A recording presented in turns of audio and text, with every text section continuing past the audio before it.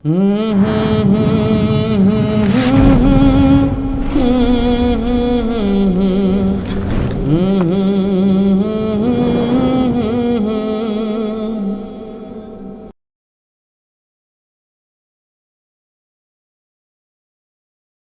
আপনাদের সামনে গুরুত্বপূর্ণ আলোচনা রাখবেন হযরত মাওলানা মুফতি শেখুল হাদিস মনিরুজ্জামান রব্বানী সাহেব দামাত বারকাতুম মাদ্দিজুল আলিয়া।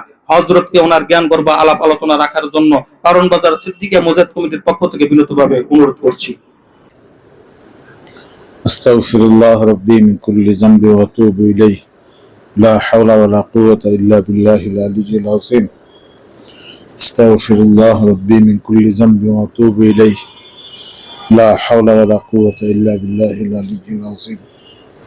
আস্তাগফিরুল্লাহ রাব্বি মিন কুল্লি যামবি ওয়া আতুবু ইলাইহি লা হাওলা ওয়া লা কুওয়াতা ইল্লা বিল্লাহিল আলিয়্যিল আযীম। আল্লাহুম্মা সাল্লি আলা মুহাম্মাদিন ওয়া আলা আলি মুহাম্মাদ كما صليت على إبراهيم وعلى آل إبراهيم إنك حميد مجيد.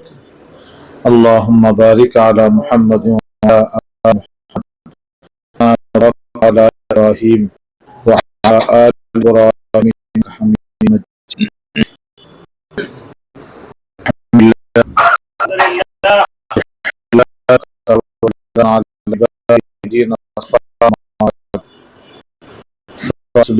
من الشيطان الرجيم. بسم الله الرحمن الرحيم.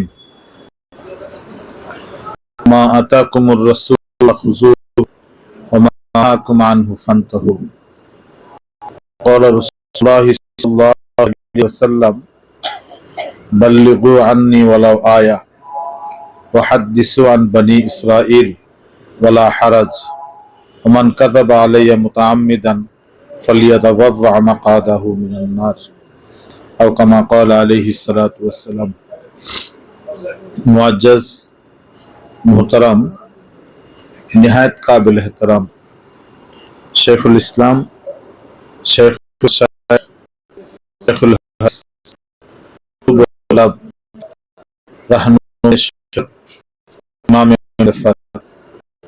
আমাদের সকলের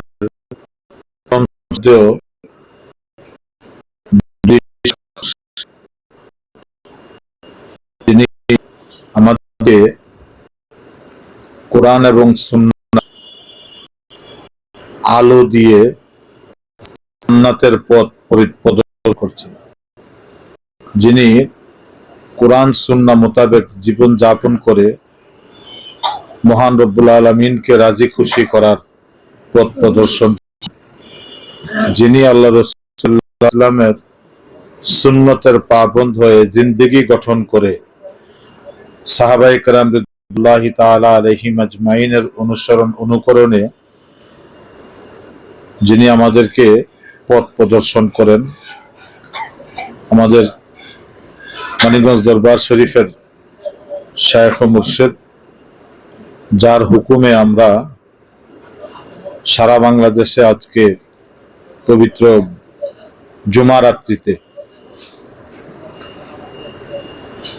আমাদের পীর ভাইয়েরা প্রায় 1000টা এই ধরনের মজলিস সারা বাংলাদেশে প্রতি বৃহস্পতিবার রাত্রিতে করে থাকেন। আল্লাহর কুতুবের হুকুম মোতাবেক এই কাওরান বাজার সিদ্দিকিয়া মুজাহিদ কমিটি প্রতি সপ্তাহে তারা এখানে এই সব গুজারের আয়োজন করে। আমরা সকলে এখানে উপস্থিত হই এবং আপন শায়েখের হুকুম মানি, জিকির আজকার, তালিম, কোরআনে কারীমের তেলাওয়াত, হামদ, সানা, নাত ইত্যাদি, তাহাজ্জুদের নামাজ ইত্যাদির মধ্য দিয়ে আমাদের এই রাতটা অতিবাহিত হয়। আল্লাহ তাআলা যেন সকলের সাথে আমাদেরকে, আমাদের এই মজলিসকে আল্লাহ পাক কবুল করেন। ব্যক্তিগতভাবে যেন আল্লাহ পাক আমাদের সবাইকে কবুল করেন। আসলে আল্লাহ পাকের কাছে মকবুল হওয়ার জন্য তেমন খুব বড় বেশি যোগ্যতার প্রয়োজন হয় না। আল্লাহ পাকের কাছে কবুল হওয়ার জন্য বন্দার অনেক জ্ঞান, অনেক টাকা, অনেক কিছুর প্রয়োজন নাই। দাদেউরা কাবিলিয়ত শর্ত নিস্ত, বলকে শর্তে কবুলিয়ত দাদেউস্ত।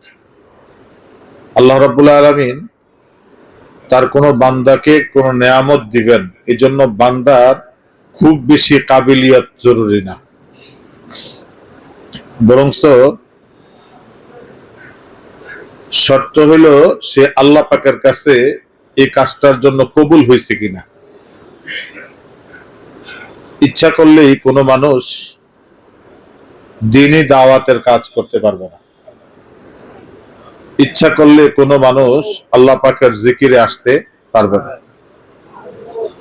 ইচ্ছা করলে কোনো মানুষ কোনো নেক আমল সে করতে পারবে না, যতক্ষণ পর্যন্ত আল্লাহ রাব্বুল আলামিন তাকে তৌফিক না দিবেন, আল্লাহ পাক যতক্ষণ পর্যন্ত তাকে কবুল না করবেন। আল্লাহ রাব্বুল আলামিনের হর হামেশা তসবিহ ফেরেশতারাই পড়তেছে। আপনার আমার তসবির আল্লাহর খুব একটা দরকার নেই। আল্লাহ পাকে সব মাখলুকে আল্লাহর কি পড়ে? তসবিহ পড়ে। আল্লাহ নিজেই বলছেন সাব্বাহা লিল্লাহি মা ফিস সামাওয়াতি ওয়া মা ফিল আরদ। আসমান জমিনে যা কিছু আছে আমার সৃষ্টি, আল্লাহ পাকের সৃষ্টির বাইরে তো আর কিছু নাই। তো আল্লাহ পাকের সৃষ্টি যা কিছু আছে আল্লাহ নিজেই বলছেন যে সব কিছুই আমার তসবিহ পড়ে। সাব্বাহা লিল্লাহি মা ফিস সামাওয়াতি ওয়া মা ফিল আরদ। সবাই তসবিহ পড়ে আল্লাহর। মানুষ যখন আল্লাহ পাক বানাইবেন, ফেরেশতাদেরকে ডাক দিলেন পরামর্শের জন্য, ইন্নী জাইলুন ফিল আরদি খলিফা। তারা আল্লাহ রাব্বুল আলামিনকে প্রশ্ন করলো, আতাজালু মাইয়ুফসিদু ফিহা ওয়া ইউসফিকুদ দিমা, যে আপনি কি এমন একটা জাতি বানাইতে চান যারা জমিনে যে ফাসাদ সৃষ্টি করবে, রক্ত প্রবাহিত করবে, একজন আরেকজনকে খুন করবে, একজন আরেকজনকে পিটাবে, একজন আরেকজনকে মারবে, সংসারে সংসারে ফিতনা লাগাবে, সমাজে সমাজে ফিতনা লাগাবে, গ্রামে গ্রামে ফিতনা লাগাবে, রাষ্ট্রে রাষ্ট্রে ফিতনা লাগাবে। এই ফিতনা ফাসাদ করার জন্য কি আপনি নতুন আরেকটা জাতি গোষ্ঠী তৈরি করতে চান? তারা বলতেছে যে আপনি কি চান? নাহনু নুসাব্বিহু বিহামদিকা ওয়া নুকদ্দিসু লাক। আপনার পবিত্রতা বয়ান করার জন্য তো আমরাই যথেষ্ট। নাহনু নুসাব্বিহু, আমরা আপনার কি করি? তাসবিহ করি। ওয়া নুকদ্দিসু লাক, আমরা আপনার পবিত্রতা বর্ণনা করি। আপনার কাছে কোনো খানা চাই না, পিনা চাই না, ঘুমের জায়গা চাই না, কোনো ঘরবাড়ি আমাদের লাগে না, স্ত্রী সন্তান আমাদের লাগে না, কাজ আমাদের একটাই, খালি আপনার তসবিহ পড়বো আর আপনার বরত্বতা বয়ান করব। তাহলে আপনি আরেকটা জাতি, আরেকটা গোষ্ঠী আপনি কি জন্য বানাবেন? কেন বানাইতে চান? নাহনু নুসাব্বিহু বিহামদিকা ওয়া নুকদ্দিসু লাক। আল্লাহ রাব্বুল আলামিন বললেন, ইন্নী আ'লামু মা লা তা'লামুন, আমি যা জানি তোমরা তা জানো না, আর আমি যা জানি তার কৈফিয়ত তোমাদেরকে দিব না। কথা বুঝে আসছে? ইন্নী আ'লামু, আমি যা জানি, মা লা তা'লামুন, তোমরা তা জানো না, আর আমি যেটা জানি এটা তোমাদেরকে জানাইবার আমি দরকার মনে করি না। আমার কাজ আমি করবো, তোমাদের কাছে পরামর্শ চাইছি, তোমরা যদি আমার পক্ষে পরামর্শ দিতা তাইলে তো আলহামদুলিল্লাহ। আর তোমরা যেহেতু আমি যেটা করতে চাই এটার উপরে তোমরা প্রশ্ন করছো, সুতরাং তোমাদের সাথে আমাদের আর কোনো কথা নেই। আমি আমার আল্লাহ, আমার স্রষ্টা সবকিছু, আমি আমার বুঝ মতো মানুষ বানাই দিই। এরপর আল্লাহ রাব্বুল আলামিন মানুষ বানাইলেন। এটা বলার উদ্দেশ্য হইল, তাহলে আল্লাহ পাকের তসবিহ পড়ার জন্য তো ফেরেশতাই যথেষ্ট, আল্লাহ পাকের বরত্ব বয়ান করার জন্য ফেরেশতাই যথেষ্ট। তাহলে আল্লাহ পাক মানুষ বানাইলেন কেন? বোঝা গেল শুধু তসবিহ করার জন্য মানুষ বানানো হয়নি, শুধু আল্লাহ পাকের বরত্ব বর্ণনা করার জন্য মানুষ বানানো হয়নি।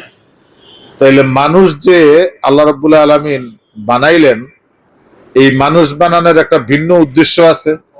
কারণ আল্লাহ পাক তো আর কোনো কিছু অস্পষ্ট রাখবেন না। আল্লাহ পাকের কাছে কি কোনো কিছু অস্পষ্ট আছে? নাই। আল্লাহ রাব্বুল আলামিন কিন্তু কোরআনে কারীমের এক জায়গায় বলে দিয়েছেন যে ওমা খালাকতুল জিন্না ওয়াল ইনসা ইল্লা লিয়াবুদুন, জিন জাতি এবং মানব জাতি এদেরকে আমি বানাইছি এরা আমার ইবাদত করবে, এরা আমার কি ইবাদত করবে। তো আল্লাহ রাব্বুল আলামিন এই ইবাদতের উদ্দেশ্যে জিন জাতি এবং মানব জাতি সৃষ্টি করছে। সৃষ্টি করে বিভিন্ন নবীদের সময়ে ইবাদতের কিন্তু বিভিন্ন ধরন ছিল। এক ধরনের ইবাদত শুরু থেকেই, যে আদম আলাইহিস সালাম থেকে শুরু করে আমাদের পর্যন্ত কিন্তু ইবাদত এক ধরনের আসে নেই। এক এক নবীর আল্লাহ পাক এক একটা শরীয়ত দিবেন, এক একটা কয়েকজনকে রিসালাত দিবেন, কয়েকজনের উপরে সহিফা নাজিল করছেন। তো প্রত্যেকটা শরীয়তের ভিন্নতা আছে, সব শরীয়তের বিধান কিন্তু এক না। জবুরে আল্লাহ পাক যা নাজিল করছেন তাই যদি তাওরাতে থাকতো, তাওরাতে যা নাজিল করছেন তাই যদি মানে ইনজিলে থাকতো, ইনজিলে যা নাজিল করছেন তাই যদি কোরআনে থাকতো, তাইলে তার ভিন্ন ভিন্ন নাম হইতো না, হয়তো হাত বদল হইতো, এক নবীর হাত থেকে আরেক নবীর হাতে চলে যাইত। তাইলে আল্লাহ রাব্বুল আলামিন মানুষকে যে এই সৃষ্টি করছেন, বোঝা গেল মানুষের ইবাদতের উদ্দেশ্যে। এই ইবাদতেরও ভিন্ন কি আছে, ধরন আছে, এবং ভিন্ন মাকসাদও আছে। ভিন্ন কি আছে, মাকসাদও আছে। কাজের ধরন যখন পরিবর্তন হয় তাহলে মাকসাদও কি হয়ে যায়, পরিবর্তন হয়ে যায়। যেমন আপনার ঘরে আপনি একটা মুরগি রান্না করছেন, ঘরে খাবেন পরিবার পরিজন লইয়া, এটাও রান্না। আবার আপনার মেয়ের জামাই আসছে, ওই দিন রান্না করছেন, ওইটাও রান্না। কিন্তু আর ভিতরে একটু বেশ কম হয়নি, একটু বেশ কম হয়, কাজ কিন্তু একটাই, রান্না। কিন্তু মুকাল্লিফ যারা, তাদের দিকে খেয়াল করে আপনার কাজের ধরনের কি হয়, পরিবর্তন। আল্লাহ রাব্বুল আলামিন জিন জাতি এবং মানব জাতিকে তার ইবাদতের জন্য সৃষ্টি করছেন, কথা ঠিক। এই ইবাদতটা যাই হোক, কিন্তু তার একটা ভিন্ন কি আছে, মাকসাদ আছে। ইবাদতের ভিন্ন একটা কি আছে, মাকসাদ আছে। আপনার আমার যে ইবাদত আমরা করি, এটি আল্লাহ রইলেও চলে, না হইলেও চলে, কথা বুঝে আসছে? তাইলে ভিন্ন মাকসাদটা কোনটা? হযরত আব্দুল্লাহ ইবনে আব্বাস রাদিয়াল্লাহু তাআলা আনহু বলছেন, ওমা খালাকতুল জিন্না ওয়াল ইনসা ইল্লা লিয়াবুদুন ইল্লা লিয়ারিফুন, জিন এবং মানব জাতিকে আমি সৃষ্টি করছি আমার ইবাদতের জন্য, এই ইবাদতের মধ্য দিয়ে আমাকে চিনার জন্য। এই ইবাদতের মধ্য দিয়ে তারা আমারে কি করবে, চিনবে। আমি গত সোমবারে আলোচনা করেছি যে আল্লাহ পাক বলছেন, ফালাউলা নাফারা মিন কুল্লি ফিরকাতিন মিনহুম তাইফাতুন লিয়াতাফাক্কাহু ফিদ-দ্বীন ওয়া লিয়ুনযারু কওমাহুম ইযা রাজাউ ইলাইহিম লাআল্লাহুম ইয়াহযারুন। কেন একটা বড় বড় দল থেকে ছোট একটা জনগোষ্ঠী বের হয়ে যায় না? তারা যাইয়া আল্লাহ পাকের দ্বীন শিখবে, বুঝবে, এবং ঘরে আইসা তাদের কওমের কাছে আইসা তাদের কওমের মানুষকে আল্লাহ পাকের আযাব থেকে, গজব থেকে, জাহান্নাম থেকে ভীতি প্রদর্শন করবে, যাতে তারা জাহান্নাম থেকে কি করতে পারে, বাঁচতে পারে। তো এই যে দ্বীন শিখা, দ্বীন শিখতে যাওয়া, দ্বীন শিখা, দ্বীনই হালকায় বসা, দ্বীনের পথে মেহনত করা, দ্বীনি দাওয়াতের কাজ করা, এগুলা সবার পক্ষে সম্ভব না। এগুলা তখনই একজন মানুষের পক্ষে সম্ভব যখন ওই মানুষটাকে আল্লাহ রাব্বুল আলামিন তৌফিক দান করেন, ওই মানুষটাকে যখন আল্লাহ রাব্বুল আলামিন কবুল করেন, তখনই এটা কি সম্ভব। আপনারা দেখবেন আমাদের ছোটবেলায় আমরা আমাদের মুরব্বীদের কাছ থেকে শুনতাম যে একই মুরার বাঁশ, কোনোটা ঘরে এসে লাগে, কোনোটা কবরে লাগে, কোনোটা যায় আবার বাথরুমের বেড়াতেও ব্যবহার হয়। আবার কোনটা দিয়ে কোরআন শরীফের রিয়ালও তৈরি হয়। এখন যেটা দিয়ে কোরআন শরীফের রিয়াল তৈরি হয় এটা চুমু খায়নি? কোরআন শরীফটা পড়তে উইঠা রিয়ালটার ভিতরে একটা চুমু খায়, গিলাপটার মধ্যে একটা কি খায়? চুমু খায়। এই যে গিলাপের কাপড়টা, এই গিলাপের কাপড়টা যখন দোকানে ছিল তখন কি কেউ চুমা খাইছে? এই গিলাপের কাপড়টা যখন দর্জির দোকানে আসছে তখন কি চুমা খাইছে? একটা মানুষ একটা জিনিস জাগার তার সৃষ্টি লগ্নই থেকেই সে বস্তুতে পরিণত হইতে পারে না। কাপড়টা যখন ফ্যাক্টরিতে ছিল তখন এটার নাম ছিল কি? কাপড়। ওখান থেকে আপনি নিয়ত করে যায় এক টুকরা কাপড় কিনা আনছেন, কি জন্য? এক টুকরা কাপড় কিনে আনছেন আপনি বালিশের কভার বানাইবেন। দেখা গেছে বালিশের কভারটা বানাইয়া আরো দেরাত কাপড় রয়ে গেছে। এখন এই দেরাত কাপড় কি করা যায়? আমার আপা পরামর্শ দিচ্ছে যে আমার কোরআন শরীফটা একটা গিলাপ নাই, তাইলে এখানে যেহেতু দেড় হাত কাপড় বেশি হয়েছে এটা দিয়ে একটা গিলাপ বানায় ফেলাই। তখন আবার যখন দর্জির কাছে নিয়ে দিচ্ছেন, দেওয়ার পরে দর্জি আপনার গিলাপ বানায় দিচ্ছে। এখন কাপড়ের নাম আর কাপড় নাই, কাপড়ের নাম আর কি নাই? কাপড় নেই। এখন কাপড় নাম হয়ে গেছে গিলাপ, কাপড়ের নাম হয়ে গেছে বালিশের কভার। ভিন্ন নাম এসে রূপান্তর হয়ে গেছে, ভিন্ন নামে সে পরিচিত হয়ে গেছে। এখন এই কাপড়টা যদি দর্জির কাছে না যাইতো আর দর্জি যদি এটা কাটটা সাইটটা সেলাই না করতো তাইলে কি তার নামের পরিবর্তন হইতো? তাইলে তার নামের পরিবর্তন হইতো না। যখন গিলাপটা কাইটা দিয়ে গিলাপ বানায় দিছে, কাপড় কাইটা, এটা নামের পরিবর্তন হয়েছে। এরপরে যখন যার জন্য গিলাপটারে বানাইছে ওই গিলাপ যখন তারে বুকে ধারণ করছে, এখন মানুষ চুমা দেয়। এখন মানুষ কি দেয়? চুমা দেয়। আল্লাহ রসুল সাল্লাল্লাহু আলাইহি ওয়াসাল্লামকে আল্লাহ রাব্বুল আলামিন দুনিয়াতে পাঠাইছেন মানুষ হিসেবে। 40 বছর মানুষের ভিতরেই বিচরণ করছে। সবাই জানতো উনি মানুষ, স্বভাবগতভাবে সত্যবাদী। সবাই জানতো উনি মানুষ, স্বভাবগতভাবে উনি আলামিন। সবাই জানতো উনি মানুষ, কিন্তু অন্য মানুষের চেয়ে চলাফেরায়, কথাবার্তায়, বলনে, কথোপকথনে সবকিছুতে একটু ভিন্নতা ছিল, কিন্তু মানুষের বাইরে কেউ ওনাকে চিন্তা করেনি। যখন উনি গারে হেরায় চলে গেলেন, গারে হেরায় কেন গেছেন আমি আরেকদিন মনে হয় বলছিলাম যে গারে হেরায় উনি একটা স্বপ্ন দেখা, এই স্বপ্নটার মানে ফিকিরে উনাকে গারে হেরায় নিয়ে গেছে। কি স্বপ্ন দেখছিলেন? যে পূর্ব আকাশে রক্তিম সূর্য যেভাবে সকালবেলা, বিশেষ করে শীতের দিনে সূর্য যে স্নিগ্ধ তাপ, ডিমের কুসুমের মতো একটা রক্তিম আভা নিয়ে আসে, সূর্যটা উঠে, আল্লাহ রাসূল সাল্লাল্লাহু আলাইহি ওয়াসাল্লাম দীর্ঘ সময় যাবত এই সূর্যটাকে স্বপ্ন দেখছেন। লাল রক্তিম আভাটাকে আল্লাহ রাসূল স্বপ্নে দেখছেন। দেখার পরে এটার প্রতি ওনার এমন একটা আকর্ষণ তৈরি হয়েছে যে উনি স্বপ্ন থেকে উঠা এই লাল রক্তিম আভাটাকে উনি খুঁজতেছেন, যে স্বপ্নটা দেখলাম, কি দেখলাম, আর এর বাস্তবতাই বা কোথায় পাওয়া যাবে। এই স্বপ্ন দেখে আল্লাহ রাসূল সাল্লাল্লাহু আলাইহি ওয়াসাল্লাম কিছুটা গমগিন হইলেন। গমগিন মানে পেরেশান হইলেন। আবার আল্লাহ রাসূল সাল্লাল্লাহু আলাইহি ওয়াসাল্লাম এটার অনুসন্ধান শুরু করলেন যে আমি কিভাবে এই জিনিসটাকে আমি বাস্তবে লাভ করতে পারি। এটা আল্লাহ রাসূল সাল্লাল্লাহু আলাইহি ওয়াসাল্লাম এই ফিকির ওনার ভিতরে চলে আসে। মনে রাখবেন, ইসলাম হলো দুইটা জিনিসের নাম, একটা হলো ফিকির আর একটা হলো জিকির। একটা হলো কি? ফিকির, আর একটা হলো জিকির। ফিকিরের সম্পর্ক হলো দিলের সাথে, আর জিকিরের সম্পর্ক হলো জবানের সাথে।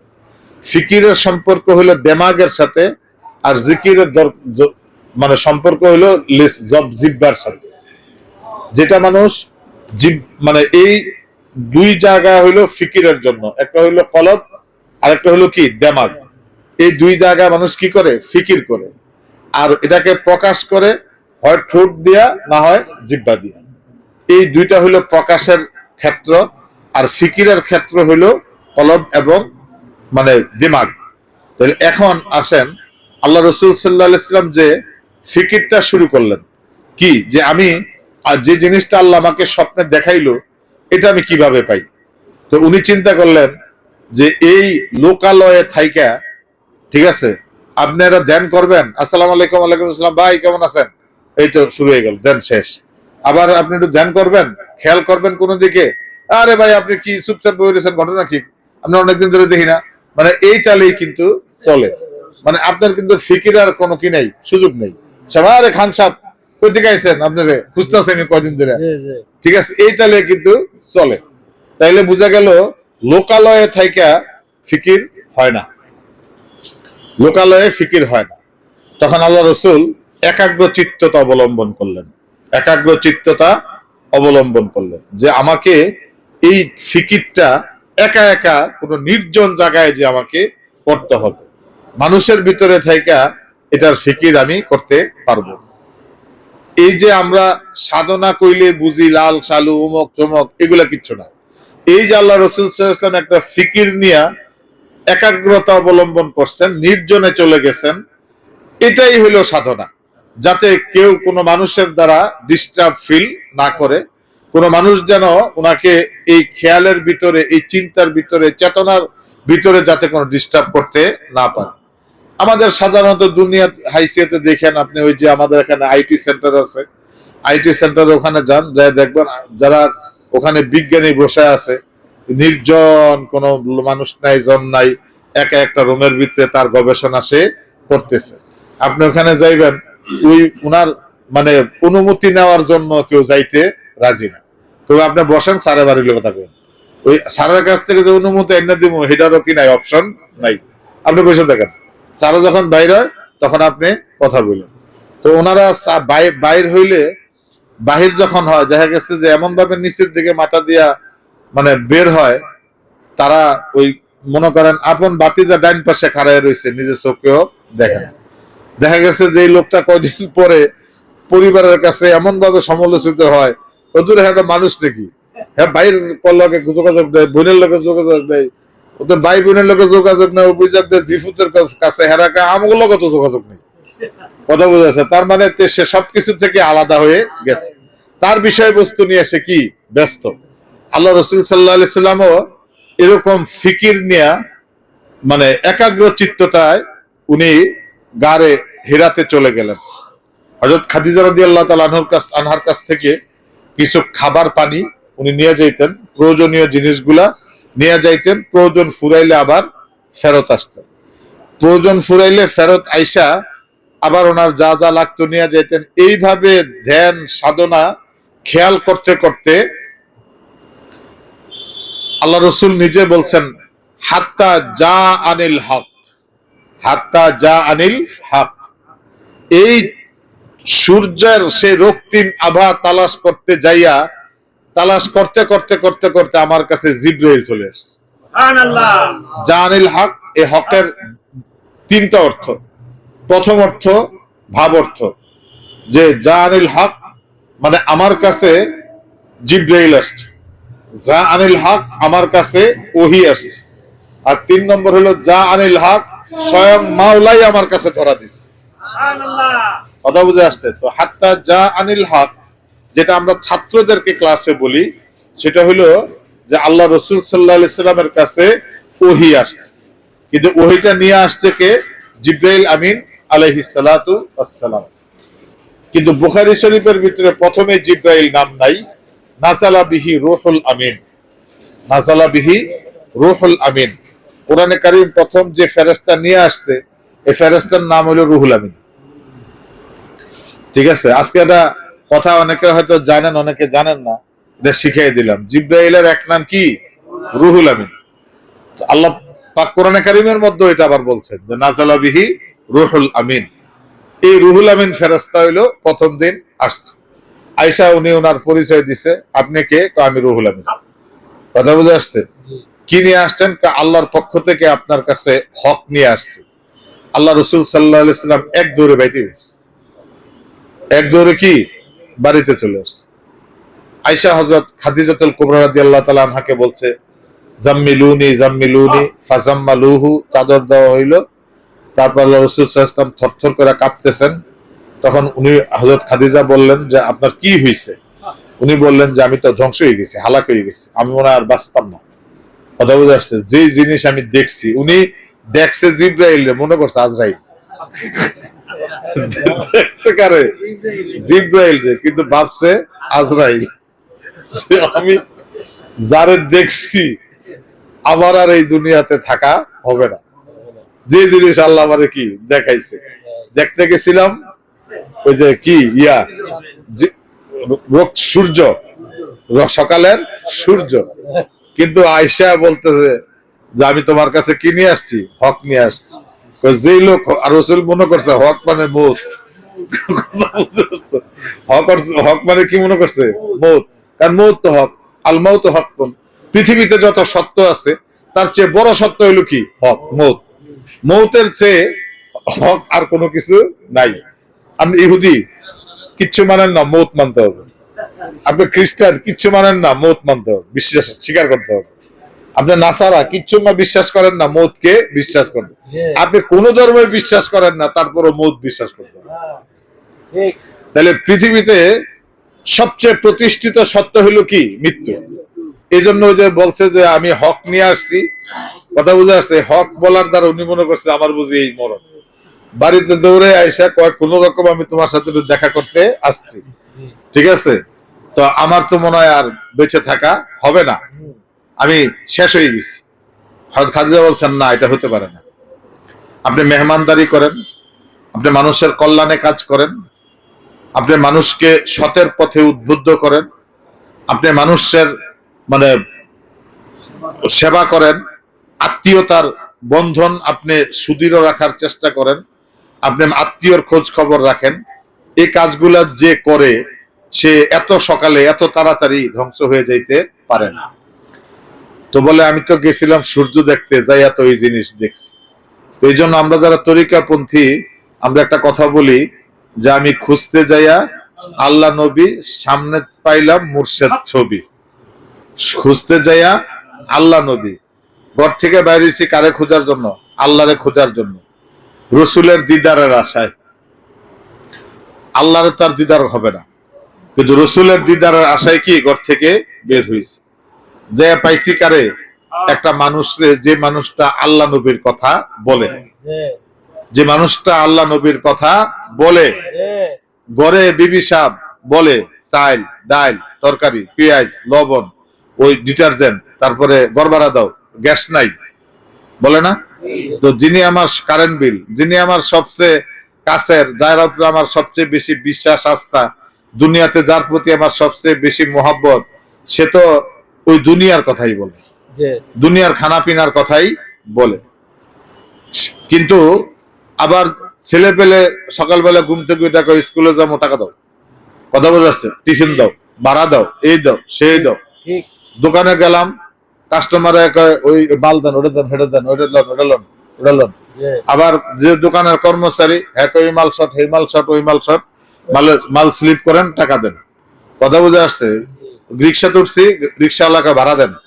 কিন্তু সারা দিনে কেউ আমার আল্লাহ আল্লাহ রসুলের কথা বলে না, কেউ কিন্তু আমারে আল্লাহ রসুলের কথা বলে না। মানিকগঞ্জে যাইয়া দেখলাম যে একজন মানুষ আমারে বলতেছে যে এই কই মাছটা দইরা মুসরাইয়া খাইয়া ফেলাইলা, এই কই মাছটা কে বানাইছে? তারে চিনুনি? সুবহানাল্লাহ। কোন এত সুন্দর কইরা তোমারে আল্লাহ রাব্বুল আলামিন টমেটোটা বানাইয়া বাজারের দোকানে উঠাইছে, দোকান থেকে তোমার ঘরে নিছে। বিবি সাহেব চাইলে কাঁচা সালাদ করে খাবায়, চাইলে রান্না করে খাবায়, চাইলে ডাইলের লগে খাবায়, চাইলে মাছের লগে খাবায়। এই তোমার টমেটো বানাইছে কে? তারে তারে চিনা লাগবো নি? টমেটো যার কাছ থেকে কিনলা তারে চিনলা, টমেটো যে রান্দা খাবাইলো তারেও চিনলা, কিন্তু টমেটোটা যে বানাইলো তারে চিনবা না? তো তারে যদি চিনতে হয় তাইলে তোমার কিছু কাজ আছে, তারে চিনার জন্য কিছু কাজ কি করতে হবে। একটা চীনা মানুষ, এজন্য আমার শায়েখ বলছেন যে আগে চীনা চিনো, চীনা চিনলে অচেনাকে চিনবা। যদি চেনাই না চিনো তাহলে অচেনাকে চিনবা কিভাবে? দেখেন শুধু আমাদের নবী না, কিন্তু এটা মনে করেন না, হযরত মুসা আলাইহিস সালামও ওনার বিবি হলো হামেলা, তো শ্বশুর বাড়ি থেকে নিয়ে যেতেছে বাড়িতে, রাস্তার ভিতরে হইলো বিবির অজয় হামল দর্দ ব্যথা শুরু হয়েছে। এখন বাচ্চাটা হইলে একটু শেক টেক দেওয়ার জন্য আগুন লাগে না? আমি ছোটবেলায় দেখছি যে গাভীর বাচ্চা যদি হইতো আগে 2-3টা বেনা বানায় রাখতো, খেরের কি বানাইতো, বেনা বানাইতো শেক টেক দেওয়ার লেগে। আর মুসা আলাইহিস সালামের বিবি কইতেছে যে আমি তোমার জন্য কি করতে পারি? উনি বলছে তুমি আমার জন্য আগুন সংগ্রহ করো। তো উনি দেখছে আগুন কই পাই, পরে দেখে যে দূরে একটা আগুনের শোলা দেখা যায়, মশালের মতন একটা শোলা দেখা যায়। উনি ধীরে ধীরে ওই মশালের দিকে আগায় যায়, উনি যত আগায় মশাল তত পিছায়, উনি যত আগায় মশাল তত পিছায়। এরপরে আল্লাহ রাব্বুল আলামিন ওনাকে তুর পাহাড়ে নিয়ে নবুয়ত দিয়ে দিয়েছে। ওই মশাল পিছাইতে পিছাইতে কোথায় চলে গেছে? তুর পাহাড়ে চলে গেছে। ওই তুর পাহাড়ে যাওয়ার পরে ওখানে আল্লাহ রাব্বুল আলামিন ওনাকে কি দিছে? নবুয়ত দিছে। তো উনি কি নবুয়ত আনতে গেছে? উনি গেছে আগুন আনতে, নিয়ে আইছে কি? নবুয়ত। আমাদের নবী মুহাম্মদুর রাসূলুল্লাহ সাল্লাল্লাহু আলাইহি সাল্লাম উনি স্বপ্নে কি দেখছেন এটা খুঁজতে গেছেন, ওইখানে যে আল্লাহরে পাইলিস। তাহলে বুঝা গেল আল্লাহরে পাইতে হইলে একটু গর্তে বাইরে হইবে, আল্লাহরে পাইতে হইলে ঘর থেকে বের হইতে হবে। এই যে আমার আপারা বোনেরা যারা আছেন, যদি কারা দেখেন, এই যে আমরা এখানে সদগুজারি করি, যে এই প্রত্যেক বৃহস্পতিবারে তোমার কি রাত বইরা সদগুজারি করা লাগে, একটু আল্লাহর জন্য বাইরে না বাইরিলে তো আল্লাহরে পাওয়া যায় না। আল্লাহরে কি করা যায় না? পাওয়া যায় না। হযরত ইব্রাহিম ইবনে আদহাম আমাদের এই তরিকারই একজন শায়েখ। উনি এক বাদশা ছিলেন, অনেক বড় বাদশা ছিলেন, আবার বুজুর্গও ছিলেন, বাদশাও ছিলেন বুজুর্গও ছিলেন। তো উনি একদিন রাত্রে শুয়ে শুয়ে চিন্তা করতেছে যে আমি আল্লাহর উপর সব পাইলাম দুনিয়াতে, নাজ নেয়ামত ভোগ বিলাসের জন্য রাজত্ব সিংহাসন, কি নাই আমার, সব আছে, ঠিক আছে। তো নিজের গোয়ালের বিশাল মানে গাভীর বহর, ওখান থেকে দুধ খাই, ঘোড়ার বহর এটা নিয়ে চলি, গাধার বহর এটা দিয়া বোঝা আনি, তারপরে শাহী হালাত, শাহী প্রাসাদ, শাহী বিছানা, শাহী সিংহাসন, সবই তো আমার আছে, নাই কি? তো বললো নাই তো একটা জিনিস, সবই পাইলাম কিন্তু যার নামাজ পড়লাম তারে তো পাইলাম না, যার নামাজ পড়লাম তারে পাইলাম না, যার জন্য রোজা রাখলাম তারে তো দেখলাম,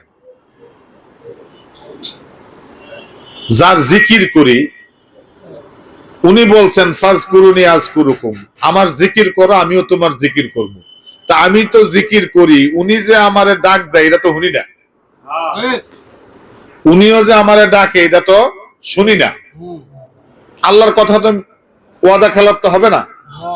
আল্লাহ বলছেন ফাজকুরুনি, বান্দা তুমি আমার জিকির করো, বিনিময়ে আযকুরুকুম, আমিও তোমার জিকির করব। তা আল্লাহ জিকির করব কইয়া কি আপনি মনে করেন আল্লাহ জিকির করে না? অবশ্যই করে। তাহলে আমার জিকিরটা তো আমি শুনি, আল্লাহও শুনে, কিন্তু আল্লাহ যে আমার নাম লয় এটা তো আমি শুনি না। আমার নাম লওয়ার দরকার নেই, আমি যে আল্লাহ ডাক দিলাম হুক কয়ে যদি উঠে, একেবারে সরাসরি না কয়ে একটু হু কইলেও তো হুটা তো আমার অন্তইব, তাইলে না আমি বুঝবো যে আমার ডাকটা আল্লাহ শুনছে। এই জন্য তো এই যে শিল্পীরা বলে না, খোদা তোমায় ডাকতে জানি না, ডাকার মতো ডাকলে খোদা কেন শোনো না। ডাকার মতো যে ডাকি কেন আল্লাহ শোনে না, শোনে কি না শোনে সেটাই তো জানি না, শোনে কি না শোনে সেটাই জানি না। তাইলে এই ডাকটা কানে শুনতে হবে, এটা তো কোনোদিন শুনলাম না। তাহলে সব পাইলাম, নাজ নেয়ামত সবই পাইলাম, বাদশাহী পাইলাম, সবকিছু পাইলাম, কিন্তু যার নামাজ পড়লাম তারে পাইলাম না। তখন ওনার ঘরের ভিতরে, প্রাসাদের ভিতরে উনি শোয়া, দেখে ওনার ছাদের উপরে টক টক টক টক করে ঘোড়ার আওয়াজ, ঘোড়া চললে একটা আওয়াজ হয় না? আপনারা দেখেন ঘোড়া, অন্য কোনো প্রাণী চলার পথে আওয়াজ হোক বা না হোক, ঘোড়ার চললে কি হয়? আওয়াজ। তো এরকম একটা আওয়াজ ওনার প্রাসাদের উপরে, উনাকে কেড়ে চুপ হয়ে গেছে। পরে ওনার একজনের পাঠাইছে, যায় দেখো তো ছাদে ঘোড়া আইলো কর্তিকা বা কিসের আওয়াজ, যায় দেখে কিছুই নেই। এরকম কয়েকজন পাঠানোর পরে পাঠাইলে আর যায় পায় না, যেই চলে আসে উনি একটু বিশ্রামের জন্য বালিশে মাথা লাগায়, তখনই হইল এই আওয়াজটা শুরু হয়। তখন উনি জিজ্ঞেস করলেন ভিতর থেকে, এবার আর কারোর পাঠায় না, বুঝছে এটা একটা ভিন্ন খেলা, এটা একটা ভিন্ন কি খেলা। মাওলার সাথে বন্দারও খেলা চলে, আল্লাহ বন্দার সাথে কি করে খেলে, এইটা স্বাভাবিক কোনো বিষয় না, এটা একটা ভিন্ন কিছু হইতে পারে। তখন নিজে বিছানার থেকে সাউন্ড দিলেন, এই সাদেকে। তখন বলতেছে, আমি। তুমি কে? আমি একজন রাখাল। তো রাখাল তো আমার সাদেকি, আমার ঘোড়া হারিয়ে গেছে, তো আমি আপনার এই প্রাসাদের উপরে ঘোড়াটা তালাশ করতেছি। আপনার প্রাসাদের উপরে ঘোড়া কি করি? তালাশ করি। মানে তালাশ করতে করতে আপনার প্রাসাদের উপরে এসে তালাশ করতেছে। তখন ইব্রাহিম ইবনে আদহাম বলতেছে, বেকুব নাকি? ঘোড়া তো হারাইছে তোমার বাড়িতে, খুঁজবা যায় জঙ্গলে। এটা হলো রাজপ্রাসাদ, এখানে ঢুকতে 6টা গেট, 33 জন পাহারাদার, এখানে মানুষ ঢুকতে পারে না, ঘোড়া ঢুকবো কেমনে? আবার খুঁজতেছো তুমি এসে আমার ছাদের উপরে। কথা বুঝে আসছে? ছাদের উপরে ঘোড়া ওঠার তো কোনো ব্যবস্থা নাই। কি বলো তুমি? কাহা রাজপ্রাসাদের ছাদে যদি ঘোড়া না পাওয়া যায়, রাজ বিছানায় ঘুমাইয়াও তুমি আল্লাহরে পাইবা না।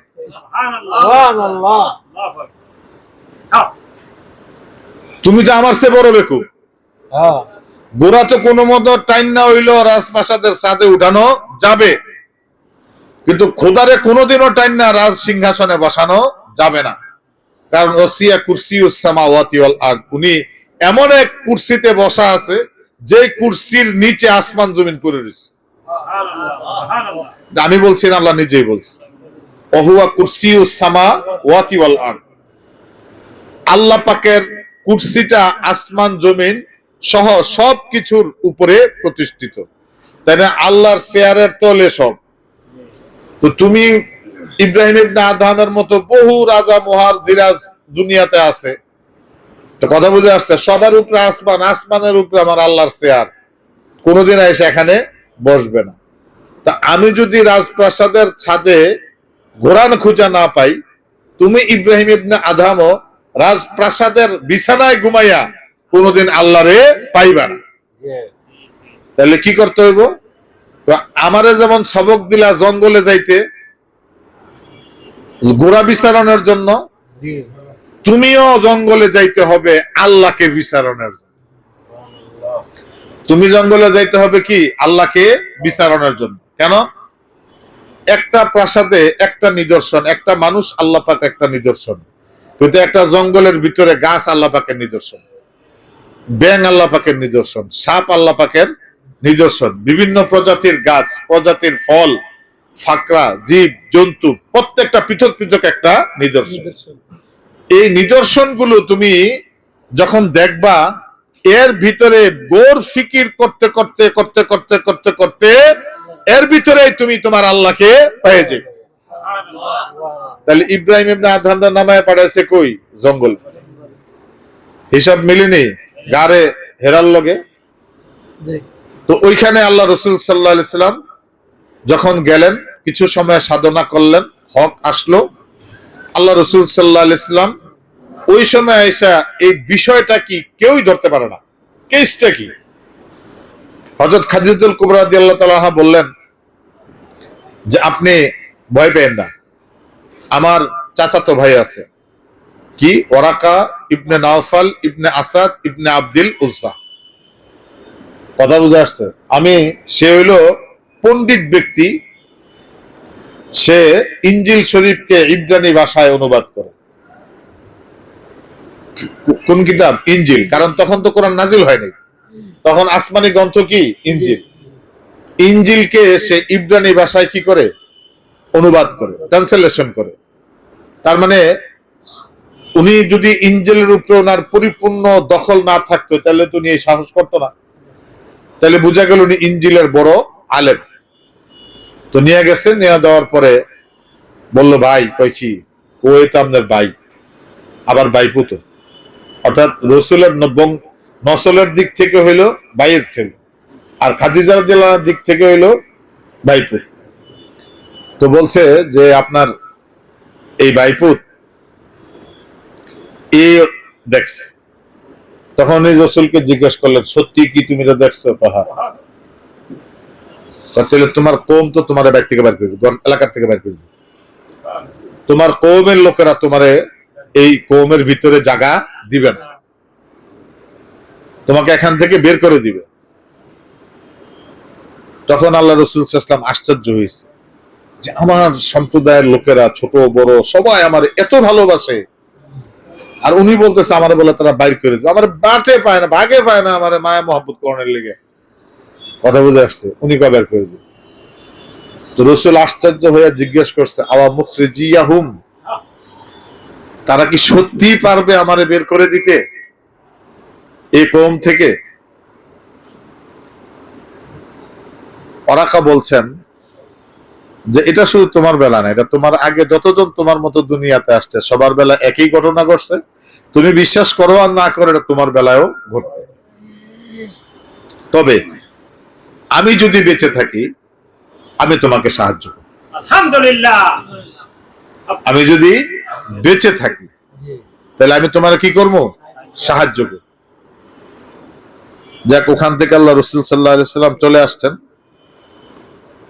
তাইলে একটা স্বপ্নকে, একটা স্বপ্নের উপরে গৌর ফিকির কইরা 40 বছর যিনি মানুষ হিসেবে মানুষের মাঝে ছিলেন, এই গারে হেরার সাধনার পরে উনি হয়ে গেলেন রাহমাতাল লিল আলামিন।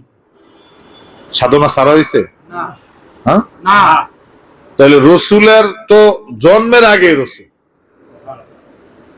আল্লাহ রসুল নিজে বলছেন, আনা খাতামুন নাবিয়িন ওয়া লা নাবিয়্যা বা'দি, আমি সর্বশেষ নবী, আমার পরে কোন নবী আসবে না, সর্বশেষ নবী। আবার বলছেন, আনা নাবিয়্যুন আল আদামু বাইনাল মাই ওয়াত তিন, আমি তখনও নবী যখন হযরত আদম মাটি পানিতে মিশ্রিত, আমি তখনও নবী। আবার আল্লাহ রাসূল সাল্লাল্লাহু আলাইহি ওয়াসাল্লাম বলছেন যে বুইস্তু মুআল্লিমান, আমি তোমাদের মধ্যে শিক্ষক করে আল্লাহ রাব্বুল আলামিন আমাকে পাঠাইছে। কথা বুঝে আসছে? এত কিছু যে সত্য, পূর্ব থেকে সত্য, যে সত্য একদিন প্রতিষ্ঠিত হবেই, তাইলে রসুলের এই গারে হেরার দৌড়াদৌড়িটা কেন? উম্মতের শিক্ষার জন্য। কিসের জন্য? উম্মতের শিক্ষার জন্য। আরেকটা কারণ আছে, একটু পর্দা উঠানোর জন্য। মানবিক যে পর্দাটা 40 বছর ওনার সামনে ছিল, ওনার গায়ে ছিল, গায়ে লেভেলটা ছিল কি, উনি একজন মানুষ, সাধারণ মানুষ, মুহাম্মদ ইবনে আব্দুল্লাহ। 40 বছর উনি কি? মুহাম্মদ ইবনে আব্দুল্লাহ ইবনে আব্দুল মুত্তালিব, এই তো পরিচয়। এই মুহাম্মদ ইবনে আব্দুল্লাহ থেকে মুহাম্মদুর রাসূলুল্লাহ হইতে মাঝখানে যে পর্দাটা ছিল, এই পর্দাটা উঠাইছেন সাধনা দিয়া। বুঝা গেল? আপনার আমার শায়েখ ও মুর্শিদের মাঝখানে যে পর্দা আছে, এটা সাধনা দিয়ে উঠাইতে হবে। আপনার সাথে আমার আল্লাহর সাথে, আপনার আমার আল্লাহ রসুলের যে পর্দাটা আছে, এটাও সাধনা দিয়েই উঠাইতে হবে। সাধনা দরকার আছে কিনা বলেন? আছে। যদি না হইতো তাহলে স্বয়ং নবী সাধনায় গেল গারে হেরায়, আপনি কোন তালে বুঝেছেন? উনি কি সংসার রেখে দেন নাই? কেমন সংসার? খাদিজা রাদিয়াল্লাহু তাআলা আনহা তখন আরবের শ্রেষ্ঠ ধনীদের একজন, হাতে গোনা 5-7 জন শ্রেষ্ঠ ধনী মানুষের কি একজন। উনার চেয়ে প্রাচুর্য, উনার চেয়ে সম্পদ আর কারো বেশি ছিল না। উনি কি খাদিজা রাদিয়াল্লাহু তাআলা সম্পদের দিকে তাকাইছেন? না, সব ফালাই দিয়া গারে হেরায় চলে গেছে। আর তাহলে আমি আপনি ঘুরি কার পিছে? মানুষ কয় তো নামাজ পড়লে রোজা রাখলে তো হয়, মানুষ এরকম গাঠি লয়ে ঘুরে খায়, মানুষ এরকম পীরের পিছে ঘুরে খায়। আরে যে যা পাইছে পিছে পিছে ঘুরেই পাইছে, পিছনে না ঘুরা কেউ কোনো কিছু হাসিল করতে পারে না। আপনি গ্রামে দেখবেন একটা মুরগি ডিম পারে, এই ডিম পাড়া মুরগিটা খালি কক কক কক শুরু করলে মালিকের ভাত খাওয়া ধুইতে পারে, ডিমটা জানি কোন জায়গায় ভালো, কথা বুঝে আসছে? তখন এটার পিছে আড়া শুরু করে, এটা কোন দিক যায়, কারণ মুরগির একটা অভ্যাস আছে, কক কক করে কিন্তু লাস্টে যায় ডিমটারে একটা ঠোকর দিয়া পড়ে যায়। এই জন্য অনেক দেখবেন যে বাসার ভিতরে মুরগি ডিম ওই উইয়া ভাঙ্গা থাকে, কি বলে ঠোকরের দাগ থাকে, মানে নতুন নতুন যখন হয় তখন সে আন্দাজ করতে পারে না কতটুকুন হইলে আপনার ইয়া করবে। যেমন নতুন নতুন পোলাপানের দাঁত হইলে যেমন আমাদের হাতে কামড় দিয়ে রক্ত করবে, কারণ হ্যাঁ এটা বুঝে না যে মোহাব্বতের পরিমাণটা কতটুকু, কথা বুঝে আসছে? কতটুকু হইলে মোহাব্বতের পরিমাণ মতো হয়। দেখা গেছে যে প্রথম একটু কি হয়ে যায়, বেশি হয়ে যায়, বেশি হয়ে যায়। তো দেখবেন ওই বেশি করতে যায় ডিমে এমন ভাবে ঠোকর দেয় ডিমের উপরে সারাই ভেঙে যায়। তাইলে একটা ডিমের জন্য যদি আপনি একটা মুরগির পিছে ঘুরেন, তাইলে আপনার জান্নাতের জন্য, আল্লাহকে পাওয়ার জন্য পীরের পিছে ঘুরবেন, এটা আবার এত বুঝান লাগবে কেন? যারা আলেম হয়েছেন, আলেম ওলামা হয়েছেন, আপনারা ঘুরেন না হুজুরকে পিছে? ওনার তো হুজুরকে পিছে ঘুরায় নেই, তাহলে বাকি রয়ে গেছে না? তাহলে এখন তো একজন হুজুর দইরা ঘুরতে হইব। মাদ্রাসা যারা পড়ছেন, বড় বড় আলেম ওলামা, মুহাক্কিক, মুফাসসির, মুহাদ্দিস হইছেন, আপনারা তো ওস্তাদের পিছে ঘুরছেন, আমিও তো ঘুরছি। আমাদের এক হুজুর ছিল, হুজুর এখনো জীবিত আছে, শুনলেও শুনতে পারে, আনোয়ার হোসেন সুবন্দি সাহেব। এই সুবন্দি বাড়ি, সুবন্দি হলো আশুলিয়ার একটা গ্রাম সুবন্দি। ওনার কাছে ক্লাস করার জন্য হারাম মাঠ আমরা ওনার পিছে রাস্তা পিছে পিছে হাঁটতাম, কথা বুঝা? উনি মানে খুব অভিমানী মানুষ ছিল, কারণ একটু কিছু হইল উনি রাগ করত। তো রাগ করলে যে পোলাপান পিছে পিছে আটলে দেখা গেছে যে ঘন্টা, তো তখন আমাদের 1 ঘন্টাই ছিল, 60 মিনিটের, পরে 50 মিনিটের, এখন তো হয় 40 মিনিটের ঘন্টা।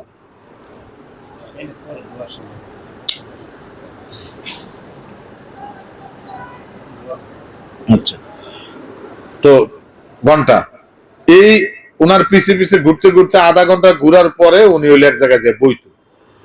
তো বসার পরে আমরা চতুর্দিকে বইতাম, এরপরে কতক্ষণ হুজুরের কাছে মাপ টাপ চাইতে চাইতে, তেল মাখতে মাখতে, কথা বুঝে আসছে, অনুরোধ বিনোরোধ করতে করতে হুজুর পড়াইতো।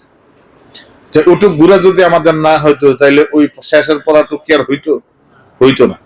তাহলে আমরা তো ঘুরছি, উস্তাদের পিছে ঘুরছি, উস্তাদের যে যেখানে আলেম হয়েছেন, আপনি বলেন যে আপনি আপনার উস্তাদের পিছে ঘুরেন নাই, আপনি তো ঘুরছেন।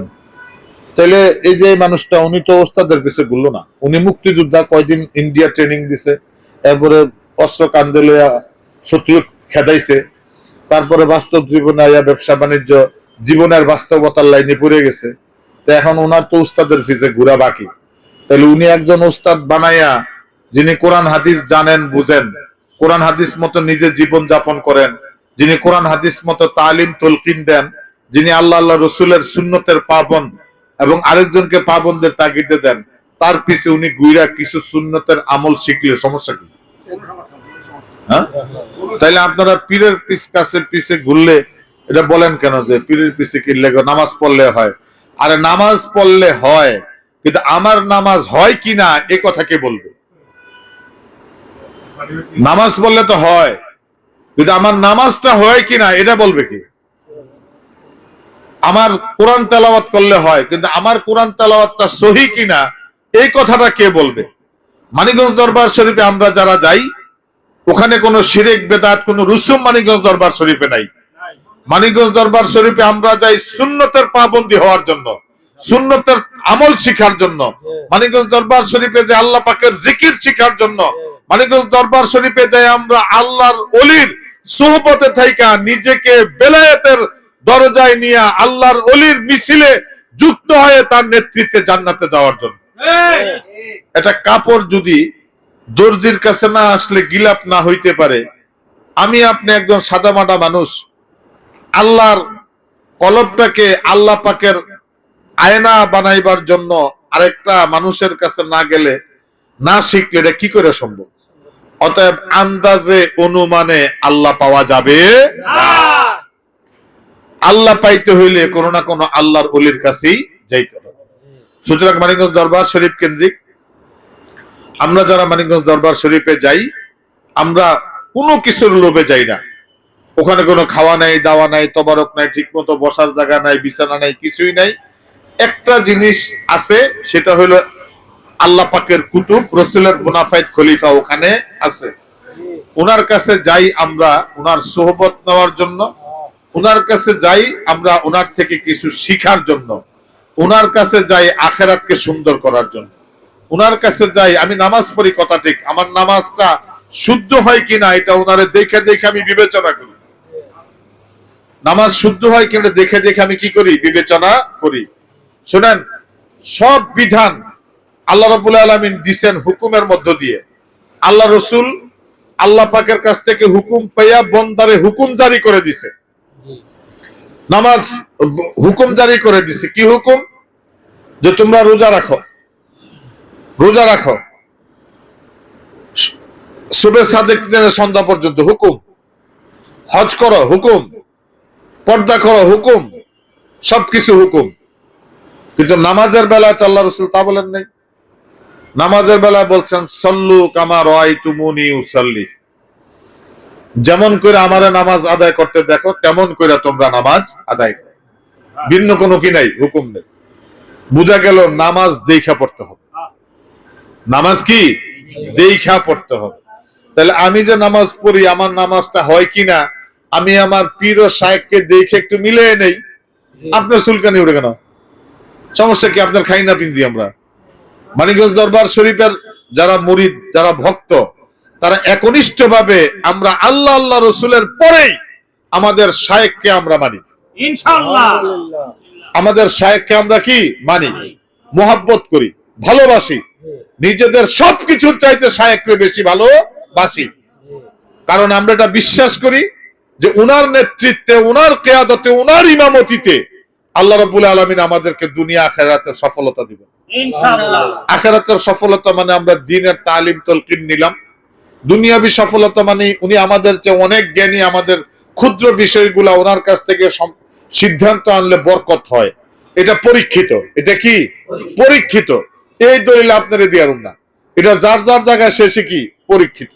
অতএব আমরা যেটা নিজেরা পরীক্ষিত পাইছি, আপনার মুখের কথায় আমাদের কিছু যায় আসে না।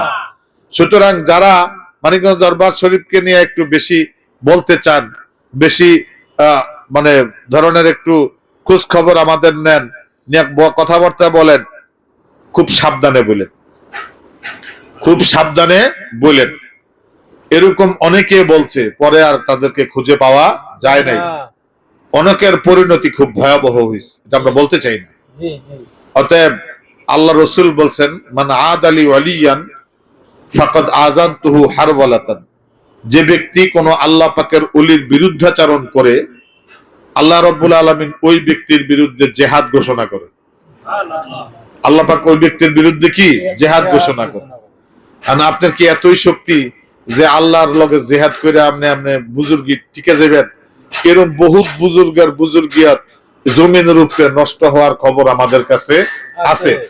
অতএব আল্লাহর ওলিদেরকে নিয়ে বেফাসা কোনো কথা বলবেন না। আল্লাহর ওলিদেরকে বিতর্কিত করার চেষ্টা করবেন না। যদি আপনার মনে চায় মানেন, নাইলে আপনি চুপ থাকেন। রাস্তা কটা? দুইটা। আপনার যদি বুঝে না আসে আপনি চুপ থাকেন, কিন্তু আল্লাহর ওলিদের বিরুদ্ধে কথা বইলা নিজের কপাল পুড়বেন না। আমি আর আলোচনা দীর্ঘায়িত করব না, যেহেতু আমাদের এখানে আজকে দুইজন নতুন আলেম মুআজ্জাজ মেহমান আসছে। আমরা তো সবসময় একসাথে থাকি, কথাবার্তা বলি, আলাপ আলোচনা করি। আল্লাহ রাব্বুল আলামিন আমাদের সকলকে কবুল করে নিক, আমাদের মেহমানদেরকেও কবুল করে নিক, এবং তাদের কাছ থেকে এখন আমরা কিছু কথাবার্তা আলোচনা শুনবো। আল্লাহ পাক আমাদের সবাইকে ধৈর্যের সাথে শোনার তৌফিক এনায়েত করুক। ওয়া মা আলাইনা ইল্লাল বালাগ। আসসালামু আলাইকুম ওয়া রাহমাতুল্লাহ।